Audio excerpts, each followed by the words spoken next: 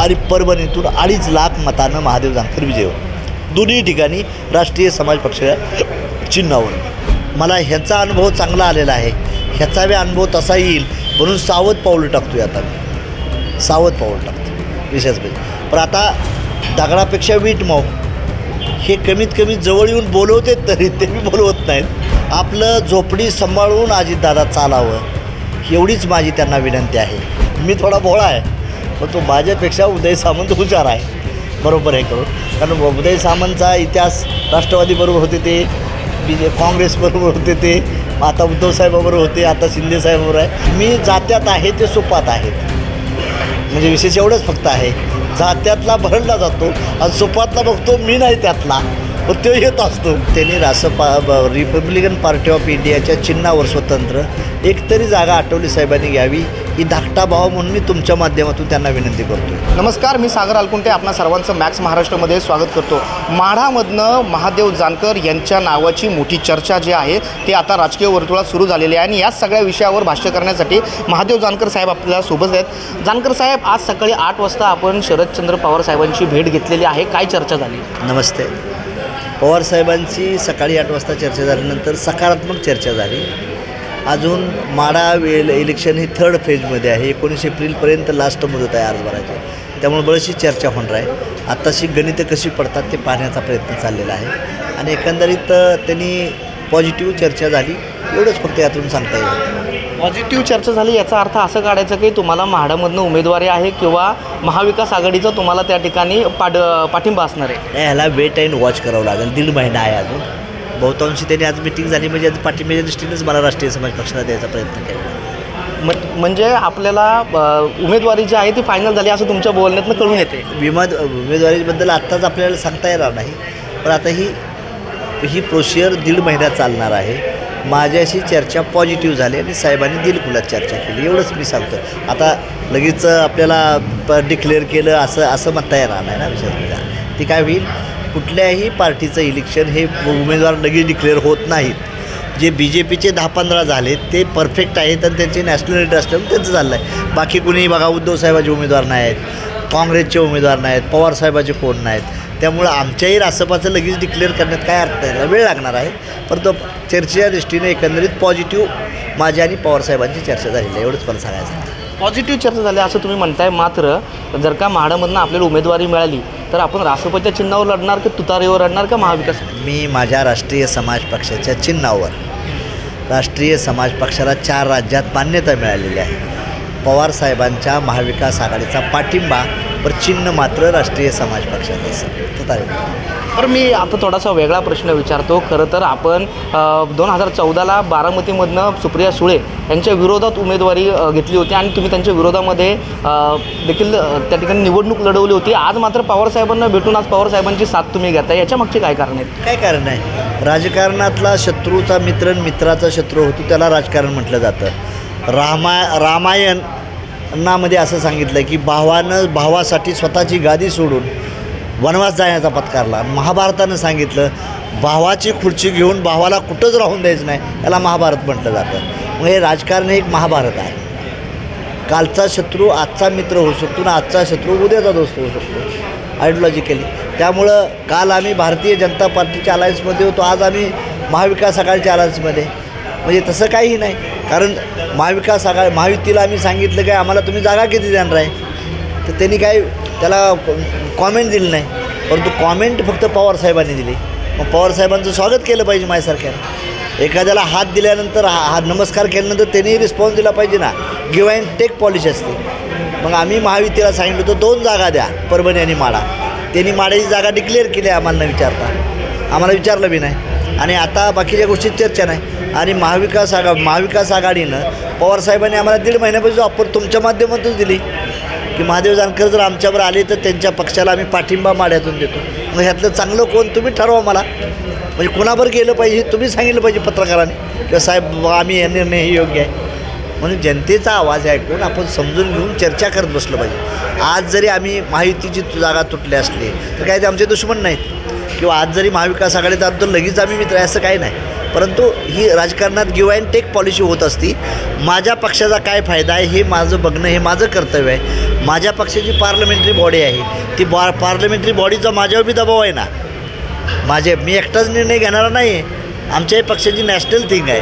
National Uttar Pradesh आहे, बिहार आहे, तामिळनाडू आहे, कर्नाटक आहे, तिथले काही प्रमुख लोक आहेत, त्याच्यावर चिंतन होतं. मी त्यांना माड्याचं आणि बारामतीचं तिकीट मागतो आहे, मिर्झापूरचं, तर मला अजून तिकीट त्या माझ्या पक्षानं मला डिक्लेअर केलं नाही का. तर ते म्हणले तुम्हाला आता 100% लोकसभेतच पाठवायचं आहे, त्यामुळे आम्ही कुठून लढायचं ते आम्ही ठरवू. कोण म्हणते? राष्ट्रीय समाज पक्षाची पार्लमेंटरी बॉडी. मग त्यांनी मी म्हटलं मला मिर्झापुरातून लढवायचं द्या. त्यांनी होकार दिला नाही. माड्यातलं तिकीट आजही राज्यसभा मला द्यायला तयार नाही. माझाच पक्ष परभणीतनं मागतोय, ते परभणीबद्दल मी उत्तर द्यायला तयार नाहीत. त्यांनी काय सांगितलं आमच्या पार्लमेंटरी बोर्डानं राष्ट्रपती, तुम्ही काम करत चला, आम्ही शेवटच्या 3 दिवसात तुम्हाला डिक्लेअर करू. माड्यातनं लढायचं, परभणीतलं लढायचं का मिर्झापुरातून लढायचं. म्हणजे पार्लमेंटरी बोर्डाला महत्त्व असतं आणि लोकशाही पद्धतीनं माझा पक्ष चाललेला आहे. माझ्या पक्षात मी एकटा अध्यक्ष आहे, पण ह्याला चालवणारी बी वेगळे हात आहेत, वेगळी लोकं आहेत. मग त्याही लोकांना विश्वासात घेऊन आपल्याला जावं लागतं. म्हणून आज कुठल्याच पक्षाचा उमेदवार पवारसाहेबांचा उमेदवार एक बी डिक्लेअर नाही. सुप्रिया फिरती प्रचाराला, पण सुप्रियाचं तिकीट कुठं फाईल नाही अजून. ताईला तिकीट देतील तो भाव वेगळा आहे, पण एका वेळेस त्यांचं पवारसाहेबांच्या मनात काय आहे. म्हणून अजून 1 महिना लागेल, 15 दिवस लागतील की पवारसाहेब म्हणले आपल्याला आत्ताही पाना करायचं नाही, संयमानं सारं करण्याचा प्रयत्न करू. आणि नुसती माडा आणि बारामतीबद्दल चर्चा नाही झाली माझी पवारसाहेबाची. ओव्हरऑल चांदा टू बांदा सर्वांची चर्चा झाली. सामाजिक इक्वेशन सारं हे बघून पॉलिटिकल काय थीम होईल, कसं होईल, या साऱ्या गोष्टीचं पॅचअप चाललेलं आहे. मात्र तुम्ही आता महाभारताचं आणि रामायणाचं उदाहरण दिलं. तुम्ही भारतीय जनता पक्षासोबत होतात. स्वर्गीय गोपीनाथ मुंडे यांनी आपल्याला वारसदार म्हणून त्या ठिकाणी घोषित केलं होतं, त्यांचा राजकीय वारसदार असेल किंवा इतर गोष्ट. आणि पंकजाताई आपल्याला भाऊ मानत होत्या. मग तुम्हाला असं वाटलं नाही का श्रीरामाला जसा वनवास झाला तसा वनवास ज्या वेळेत मुंडेताईंना झाला त्यावेळेस तुम्ही त्यांच्यासोबत होतात, भरतासारखं आपण सुद्धा पादुका घेऊन जाऊन राज्य करावं असं तुम्हाला वाटलं नाही का? नाही, आजही ती माझी बहीण आहे आणि बहिणीचं माझं नातं हे अतूटच आहे. मुंडेसाहेबांचा आज मी मानलेला मी पुत्रच आहे. मुंडेसाहेबाबद्दल दुमत नाही. मुंडेसाहेब होते तेव्हा भाजपला अडचण नव्हती, पण मुंडेसाहेबानंतर मी आणि पंकजाचं वेगळंच झालो ना. म्हणजे हेच झालं ना. आजही पंकजा, प्रीतमताई आणि यशस्वी माझ्या बहिणी आहे. आमचं भरगुती नातं आहे. आज मी राखी बांधायला जातो. आता परवा 4 दिवसापूर्वीच आम्ही तिच्याशी बसलो, जेवण बी केलं. त्यामुळे ती माझी बहीण असणार आहे, बहीण राहणार आहे. पण राजकारण हा भाग वेगळा आहे. आज माझी बहीण एका पक्षाची सचिव आहे भारतीय जनता पार्टी, आणि ती बीडमधून लढती आहे. माझा एक पक्ष आहे. म्हणजे माझ्या माझ्या पक्षाला जर तिचा बहिणीचा पक्ष काहीच देत नसेल तर माझी बहीण तरी म्हणणार आहे का तो माझ्याबरोबर राहा. ते हुशार आहे. त्यामुळं बहीण आणि भावाचं नातात कडूपणा काय येणार नाही. आम्ही जोपर्यंत जिवंत आहे तोपर्यंत बहीण आणि भावाचं नातं हे अटूट राहील. मात्र तुम्ही वेगळी भूमिका घेतली आहे. बहीण म्हणून पंकजा मुंडे यांनी तुम्हाला थांबवण्याचा प्रयत्न केला आहे का नाही, की त्या संदर्भात काही चर्चा झाली का नाही? ती बसल्यानंतर ती चर्चा आम्ही जवळ बसल्यानंतर चर्चा करून नंतर सांगतो ती काय मला म्हणली. ती अजून काही चर्चाच झाली नाही ह्या गोष्टीवर. त्यामुळे बहिणीचं या आणि अशा काही गोष्टी असतात की तुमच्यावर लिखीत करायच्या नसतात विशेष म्हणजे आहे का नाही. माझी बहीण मला काय म्हणली, मी भाऊ म्हणून तिला काय म्हणलो, ह्या गोष्टी तुमच्यापर्यंत जाऊन ही पब्लिक फिगर करायचं नसतं. काही गोष्टी आपण ही हिडन ठेवल्या पाहिजेत. हे गोष्टीत ज्ञान ठेवलं पाहिजे. मात्र तुम्ही भाजपसोबत जाण्याची भूमिका घेतली. भाजपनं त्यानंतर तुम्हाला खूप काही दिलं. तुमच्या मातोश्रींना घेऊन आपण पार्लमेंटमध्ये गेला होतात. तुमच्या आईंच्या डोळ्यांमध्ये अश्रू होते. भाजपनं एवढं सगळं दिल्यानंतर भाजपची साथ सोडण्याचं कारण काय? बिलकुल नाही. भाजपानं मला दिलं चांगली गोष्ट आहे, पण मी भाजपाला दिलं ना. भाजपाला जी काय 2-3 टक्के प्रत्येक सत्ता देण्यासाठी माझंही बी योगदान आहे ना. त्यांनी मला आमदार केलं, मंत्री केलं, चांगली गोष्ट आहे. पण मी बी त्यांना सत्ता आणण्यासाठी मीही मदत केली ना. मग माझ्या सत्तेचा त्याग बाजूलाच ठेवताय तुम्ही का?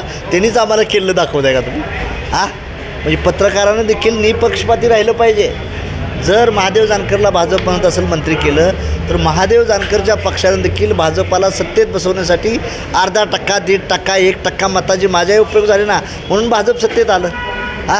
हे तुम्ही का बाजू मांडत नाही? ते बार म्हणता मंत्री केलं, मंत्री मला केलं, बरोबर आहे. त्यांनी नाही असं आमदार केलं, बरोबर आहे, अभिनंदन आहे त्यांचं. परंतु मी बी पायरा त्यांच्याशी केला होता. मी ज्यावेळेस त्यांच्या बाजूनं कोण नव्हतं तेव्हा मी जीवाचा कोट करून आम्ही महाराष्ट्रभर फिरत होतो हेलिकॉप्टरमध्ये. 150 सभा घेतल्या यांच्यावर. त्याचा उपयोग झाला का नाही भाजपला? भाजपनं मंत्री केलं, आमदार केलं, अभिनंदन भाजपचं. परंतु गिव्ह अँड टेक पॉलिसी असते राजकारणामध्ये. त्यांनी आम्हाला केलं, आम्ही त्यांना दिलं. त्यांनाही सत्ता द्यायसाठी मदत झाली ना माझी. नाहीतर असं विचारायचं नाही की ती भारतीय जानकरचा फायदा झाला नाही ना आमचाच फायदा झाला, असं नाही. त्यांना माझा फायदा झाला म्हणून त्यांनी मला मंत्री केलं, आमदार केलं. त्यामुळं त्यांना नंतर महादेव जानकरच्या पक्षाची गरज वाटली नसेल. पुन्हा आता त्यांनी 2 जागा मागितल्या तर लोकसभेला, आम्हाला एक बी विधानसभेला जागा दिली नाही, एक बी लोकसभेला जागा दिली नाही त्यांनी. उलट माझा एक आमदार होता ते भारतीय जनता पार्टीनं पळवून न्याला. मग हा अन्याय कुणी केला? मी केला का त्यांनी केला? भाजपाला मी नाही सोडलं, भाजपानं मला सोडलं. भाजपाला मी कधीच भाजपाबद्दलही बनलो नाही, पण भारतीय जनता पार्टीला वाटलं असेल महादेव जानकरांचं आता काय एवढं ही नाही, आपण कशाला करायचं. मग त्यांना काय नाही तर त्यांना महत्त्वच नसेल तर आपण तर त्यांच्या मागे दे. पण तुमच्या मीडियाच्या माध्यमातून आम्ही सांगितलं होतं महायुतीनं 2 राज्यसभा लोकसभेच्या जागा सोडाव्या आणि महाविकास आघाडीने 3 सोडाव्या. ह्याच्यात फक्त रिस्पॉन्स मला गोपीनाथ मुंडेनंतर कोणी दिला तर आदरणीय चंद्रकांत शरदचंद्रजी पवारसाहेबांनी.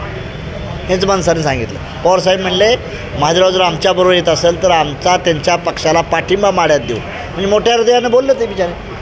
मग त्यांच्याशी भेटलं, वडीलधारी मांडणं काय चुकीचं आहे का? बरं, माझीन पवारसाहेब एकमेकाच्या विरोधात होतो तरी मी पवारसाहेबांच्या पायाला हात लावत होतो. म्हणजे मी सत्तेत होतो मंत्री तरी पवारसाहेबांना सांगितलं उद्घाटनाला तुम्ही करा, मी मागत आलो. म्हणजे मी सुसंस्कृत आहे. माझे आईवडील जरी अडाणी असतील तर सुसंस्कृत घरात जन्म घेतलेला मी मुलगा आहे. त्यामुळं राजकारणात किंवा देवेंद्रशी माझी भांडण झालं म्हणजे लगेच देवेंद्रचा असं आज काय नाही. देवेंद्रही माझा भावाप्रमाण आहे, आजही भावाप्रमाण आहे. पक्षीय राजकारण त्यांना बी अडचण असेल, त्यांचं काय वरची लोक ऐकत नसतील म्हणून ते म्हणले असतील राज्यसभेला जागा सोडू नका. त्यामुळे देवेंद्र फडणवीसांचा तर काय दोष आहे तेव्हा, त्यांना बी दोष देणार नाही मी. म्हणजे उद्या लगेच त्यांची तुटली होती म्हणजे आम्ही एकदम विहीर पार झालो आहे असं नाही काय. हे लक्षात, राजकारणात कोण कोणाचं हे नसतं. आज पवारसाहेबांनी फक्त मला हाक दिली, त्यांच्या हाकेला साथ देणं माझं कर्तव्य आहे. पण मी त्यांना भेटायला आलो पवारसाहेबांना. त्यांना तुम्ही म्हणताय बारामतीत फायदा वापरून, मलाही त्यांचा माड्यात सर्वात जास्त फायदा होणार आहे ना पवारसाहेबांना. पवारसाहेब हा पॉलिटिकल सायन्सचे युनिव्हर्सिटी आहेत. मी म्हटलं फार विचारवत माणूस, मोठा माणूस आहे म्हणजे विषय राजकारण करत. माझा जन्म नव्हता तेव्हा ते मंत्री होते. 1968ला माझा जन्म आहे, ते 1964ला मिनिस्टर होते. त्यामुळं आपण एकमेकाला, देवेंद्र फडणवीस माझा भावाप्रमाण आहे, पंकजताई माझी बहीण आहे, एकमेकाला राजकारणात. आता त्यांच्या पक्षाला अडचण असेल की बाबा जानकर साहेबाच्या पक्षाला आता काय घेऊ नका, आपल्याला अजितदादा पक्ष मोठा आला आहे, शिंदेसाहेबाचा पक्ष मोठा आला आहे, त्यामुळे छोट्या पक्षाची काय गरज आहे असं त्यांना म्हणले असतील कोणतरी. त्यामुळे त्यांना बी त्यांचा वरच्या लोकांचा आदेश पाळावा लागेल ना. त्यामुळे आपण लगेच नाराज व्हायची काही गरज नाही. मात्र तुम्ही सांगितलं की भारतीय जनता पक्षानं मला खूप दिलं आणि मी भारतीय जनता पक्षाला खूप दिलं. मात्र वारंवार ही चर्चा होती की भारतीय जनता पक्ष आपले जे प्रादेशिक पक्ष आहेत त्यांना सोबत घेतो किंवा इतर पक्षांना सोबत घेतो आणि त्यांना संपवण्याचं काम करतो. हे विधान जे आहे राजकीय वर्तुळामध्ये चर्चेला येतं. वारंवार याच्यावर संजय राऊत जे आहेत ते टीका करत असतात. हे विधान खरं आहे का, सत्य आहे का? कारण का तुम्ही आता भारतीय जनता पक्षापासून वेगळे झालेले आहात. नाही, हे काय असतं, भारतीय जनता पार्टीनं जसं मित्र पक्षांना संपवण्याची भूमिका करते त्याचप्रमाणे काँग्रेसनं देखील मित्रपक्षांना आजपर्यंत संपवण्याचा इतिहास आहे. मोठा मासा छोट्या मासाला खातो, हा धर्म आहे. काँग्रेसची बॅक हिस्ट्री जर 30 वर्षाची काढली तर ज्या ज्या छोट्या पार्ट्या होत्या ना त्यांना काँग्रेसनं खतम केलं. बाबासाहेब आंबेडकरांची पार्टी एवढी मोठी असताना फक्त 1 सीट नाशिकचं दिली ती काँग्रेसनं, गायकवाड म्हणून दादासाहेब गायकवाडांना. आणि 542 ठिकाणी काँग्रेस लढलं होतं, 542 ठिकाणी गांधी लढले होते आणि एका ठिकाणी बाबासाहेब लढले होते. त्या पक्षात देखील वाताहत काय झाली अर्थपेच मी बघितलं असेल काँग्रेसनं. आणि भारतीय जनता पार्टीवर आम्ही गेल्यानंतर आम्हालाही तोच अनुभव आलेला आहे. म्हणून आम्हाला त्यांनी विधानसभा दिली नाही, लोकसभा दिली नाही, आमचा आमदार होता ते बी फोडले. हे मी मोकळ्या मनानं म्हणतो आहे ना.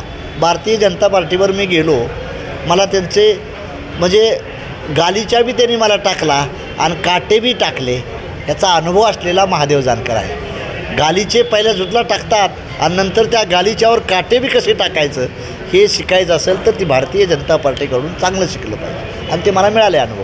मोठा मासा छोट्या मासाला नेहमी खातो असं तुम्ही सांगितलं आणि ह्याचं उदाहरण देत असताना भारतीय जनता पक्ष असेल किंवा काँग्रेस असेल याचं दोन्हीचं उदाहरण दिलं. मात्र महादेव जानकर आज त्याच अलायन्समध्ये चाललेले आहेत जे भारतीय जनता पक्षासारखंच जो मोठा मासा समजला जाणारा काँग्रेस आहे त्यांच्या महाविकास आघाडीबरोबर तुम्ही झालं आहे. म्हणजे जे भारतीय जनता पक्षाने केलं तेच उद्या काँग्रेस तुमच्याबरोबर करा असं वाटत नाही का? वा, जरूर आहे, पण मी सावध आहे. आता इंतजार का फल मिठा होता है आणि कधीही गोष्ट थंडा करके खाओ. मला ह्याचा अनुभव चांगला आलेला आहे, ह्याचा बी अनुभव तसा येईल म्हणून सावध पाऊल टाकतो आहे. आता मी सावध पाऊल टाकतो विशेष म्हणजे. पण आता दगडापेक्षा वीट मऊ हे कमीत कमी जवळ येऊन बोलवते तरी ते मी बोलवत नाहीत. आणि जर दोघांनी समान दाखवलं तर माझं त्यावेळेस पक्ष वाढवण्याचा प्रयत्न मी करणार. मला चंचू प्रवेश पाहिजेत. एकदा ही घुसल्यानंतर मी माझं डोकं लढवणार आहे बरोबर. मात्र काल केंद्रीय मंत्री असलेले रामदास आठवले यांनी देखील एक भाष्य केलेले. त्यांनी असं सांगितलं आहे, नवीन लोक जवळ आली म्हणून जुन्या लोकांना विसरू नका. केंद्रीय मंत्रीपद दिलेलं आहे आणि अशा पद्धतीचे महाराष्ट्रामध्ये त्यांना जागा मिळत नाही, ह्याच्यावरनं त्यांनी जे आहे टीका केलेली आहे. आठवले साहेब मोठे नेते आहे विशेष म्हणजे, त्यामुळं आम्ही आग्रह धरला होता.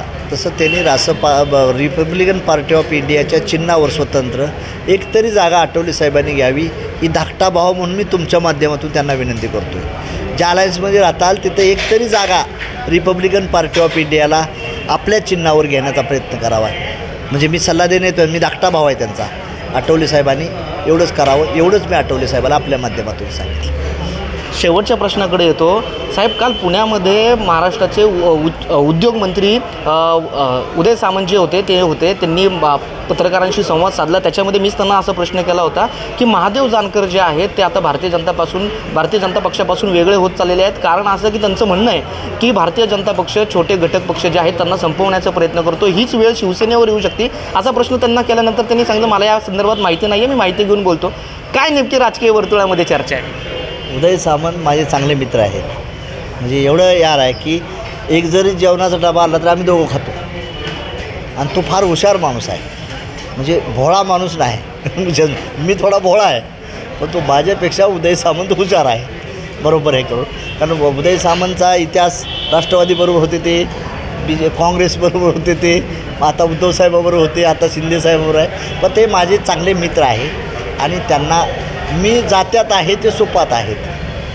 म्हणजे विशेष एवढंच फक्त आहे, जात्यातला भरडला जातो आणि सुपातला बघतो मी नाही त्यातला, पण तो येत असतो. विशेष म्हणजे मी ह्या प्रोसेस करून गेलेलो आहे.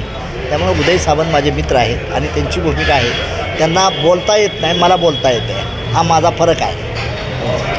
उदय सामंत जात्यात आहेत, मी सुपात आहेत, अशा पद्धतीची तुम्ही टीका केलेली. मात्र शेवटचा प्रश्न अगदी, आता शरद पवारांची साथ सोडून अजित पवार भारतीय जनता पक्षासोबत गेलेले आहेत. त्याचप्रमाणे एकनाथ शिंदे जे आहेत ते उद्धव साहेबांची साथ सोडून जे आहेत ते ह्यांच्यासोबत गेलेले आहेत. एकंदरीत ह्या सगळ्या प्रादेशिक पक्षांना तुम्ही काय सल्ला द्याल? कारण का तुम्ही पळून निघालेले आहेत, अशा पद्धतीची तुमची भूमिका आहे किंवा तुमचा अनुभव आहे? माझ्यापेक्षा आदरणीय आमचे मुख्यमंत्री शिंदेसाहेब मोठे आहेत, मोठे भाव आहेत, चांगला माणूस आहे. त्यांनी फक्त सावधानतेनं पाऊल टाकावं ही माझी त्यांना धाकटा भाव म्हणून विनंती आहे. अजितदादा प्रशासनातला बाप माणूस, अतिशय स्पष्ट वक्तेपणा, कष्ट घेणारा माणूस, फार चांगला माणूस आहे. त्यांनाही माझी विनंती आहे, आपलं झोपडी सांभाळून अजितदादा चालावं, एवढीच माझी त्यांना विनंती आहे. मी ह्याच्यापेक्षा सल्ला काय देणार नाही. मग झोपडी आपली सांभाळली तर आपण शाबूत राहू, झोपडी जर आपली उडून गेली तर आपलं वाऱ्यावर देखील आपल्याला थारा मिळणार नाही. एवढी ह्या दोघंही मोठे आहेत माझ्यापेक्षा, मी फार छोटा आहे त्यांच्यापेक्षा. एकनाथ शिंदे किंवा अजितदादांना माझा हा सल्ला असणार आहे. आणि रिजनल पार्ट्या या देशातल्या जिवंत राहाव्यात या मताचा महादेव जानकर आहे. रिजनल पार्ट्या ज्या रिजनल पार्ट्या आहेत त्या राज्यात जिवंत राहाव्यात. चाहे अखिलेश यादव असेल, तेजस्वी यादव असेल, स्टॅलिन असेल, चाहे पवारसाहेब असतील, अजितदादा असतील किंवा आमचे शिंदेसाहेब असतील, रिजनल पार्ट्या आहेत त्या राज्यातल्या जिवंत राहाव्यात. अपना दलाचे असू द्या, म्हणजे ज्या राज्यातल्या. पण ह्या नॅशनल पार्ट्यापासून सावध राहावं, BJP आणि काँग्रेसपासून, ही आपल्या माध्यमातून सर्व ह्या नेत्यांना माझी विनंती आहे, आव्हान आहे. शेवट म्हणून मी 2 प्रश्न एक्स्ट्रा विचारले. हा शेवटचाच खरा प्रश्न, थेट उत्तर हवं आहे महादेव जानकरांकडून. माढ्यामधनं महादेव जानकर खासदार होणारच का? मी अजून 1.5 महिना वेळ आहे. मी माढा आणि परभणी दोन्ही ठिकाणी मी खासदार होणार. माढ्यात मी 2,10,000 विजय होणार आणि परभणीतून 2.5 लाख मतानं महादेव जानकर विजय होणार. दोन्ही ठिकाणी राष्ट्रीय समाज पक्षाच्या चिन्हावर. पण तुम्ही कुठल्या जागेतनं? दोन्ही जागेवरून मी स्वतः अर्ज भरणार आहे आणि दोन्ही जागेवरून निवडून येणार आहे. आणि निवडून आल्यानंतर माझ्या कार्यकर्त्याला तिथं जागा देणार आहे. दोन्ही जागेवरून मी निवडून येणार आहे. मला मराठवाड्यात बी माझं नशीब आजवायचं आहे आणि माझी कुलभूमी सातारा आहे, मला त्याही भूमीतून भरवायचं आहे. त्यामुळं दोन्ही ठिकाणीही मी स्वतः राष्ट्रीय समाज पक्षातून खासदार म्हणून रासपाच्या चिन्हावर मी पाठिंबा कोणाचाही घेईन, तो भाग वेगळा आहे, तो विजय होणार आहे. तुम्ही पाहिलं की सकाळी 8 वाजता शरदचंद्र पवार यांची महादेव जानकर यांनी भेट घेतली होती. महाराष्ट्रातल्या 48 लोकसभांच्या जागांपैकी महाराष्ट्रातली दोन जागा ज्या आहेत त्या दोन्ही जागा महादेव जानकर हा स्वतः लढवणार आहेत आणि एकंदरीत भाजपला सोडचिठ्ठी दिल्यानंतर महादेव जानकर जे आहेत आता हे पवारांच्या सोबत दिसणार आहेत आपल्याला. मॅक्स महाराष्ट्रासाठी मी सागर अलकुंटे, पुणे.